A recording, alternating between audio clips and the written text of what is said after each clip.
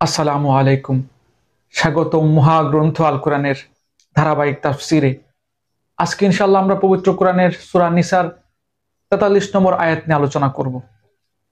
এই আয়াতে মহান আল্লাহ রাব্বুল আলামিন বলেন, يا أيها الذين آمنوا لا تقربوا الصلاة وأنتم سكارى حتى تعلموا ما تقولون ولا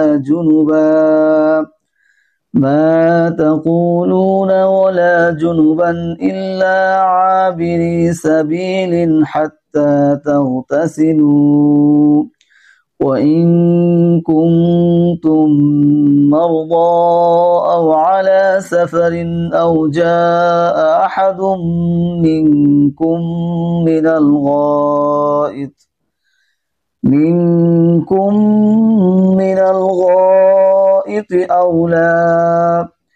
أو لامستم النساء فلم تجدوا ماء فتيمموا صعيدا طيبا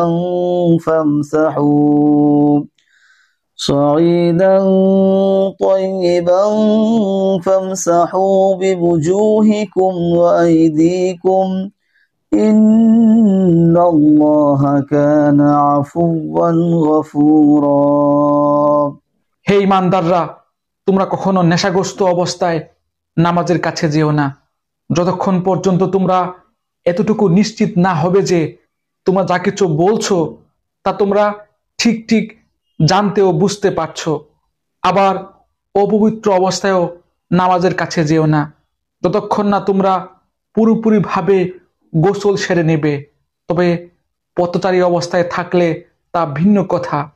আর যদি তোমরা অসুস্থ হয়ে পড়ো অথবা প্রবাসে থাকো, কিংবা তোমাদের কেউ যদি পায়খানা থেকে ফিরে আসে, অথবা যদি তোমরা কেউ দৈহিক মিলনের সাথে নারী স্পর্শ করো, তাহলে পানি দিয়ে নিজেদের পরিষ্কার করে নেবে।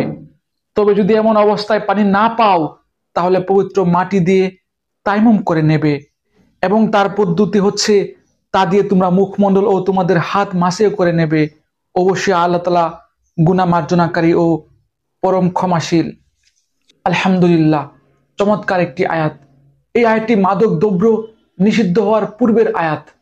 ইসলামের প্রথম যুগে অনেক মুসলিম মদ পান করত। এই মদ এক প্রকার নেশাজাতীয় দ্রব্য। এটি অভ্যাস ও আবেগের সাথে জড়িত। এসব বিষয়ে হুট করে সিদ্ধান্ত নিলে এটি পালন করা কঠিন হয়ে যায়, যার ফলে আল্লাহ রাব্বুল আলামিন প্রথমে সূরা বাকারার 219 নম্বর আয়াতে এসব দ্রব্যকে পাপের জিনিস এবং আমাদের আলোচ্য আয়াতে এসব খেয়ে নামাজে দাঁড়াতে নিষেধ করেছেন। এবং পরবর্তীতে কিছুদিন পর সূরা মায়েদার 90 এবং 91 নম্বর আয়াতে এই মাদক দ্রব্য সেবনকে শয়তানের কাজ হিসেবে অভিহিত করে একে চিরতরে নিষিদ্ধ ঘোষণা করেছেন। মাদক দ্রব্যের ভয়াবহতা নিয়ে বিস্তারিত আলোচনা আমি পবিত্র কোরআনের সূরা বাকারার 219 নম্বর আয়াতে করে এসেছি। তাই আপনারা যারা মাদক দ্রব্যের ভয়াবহতা সম্পর্কে জানতে চান, তারা সূরা বাকারার 219 নম্বর আয়াতটির তাফসীর দেখে আসবেন।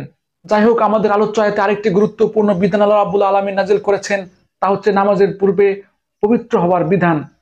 আল্লাহ রাব্বুল আলামিন বলেছেন পবিত্র হতে হবে পানি দিয়ে, কিন্তু পানি না পেলে বা শারীরিক কোনো সমস্যা থাকলে, অসুবিধা থাকলে, যেখানে পানি লাগলে কোনো ক্ষতি হতে পারে, সেক্ষেত্রে মাটি দিয়ে তায়াম্মুম করার বিধান আল্লাহ রাব্বুল আলামিন আমাদের আলোচ্য আয়াতে অনুমতি দিয়েছেন। এবং কিভাবে তায়াম্মুম করতে হবে তারও বিবরণ আল্লাহ রাব্বুল আলামিন আমাদের আলোচ্য আয়াতে দিয়ে দিয়েছেন। আল্লাহ রাব্বুল আলামিন আমাকে সহ আপনাদের সবাইকে আলোচ্য আয়াতটি বুঝার, হৃদয়ে ধারণ করার তৌফিক দান করুন। ধন্যবাদ।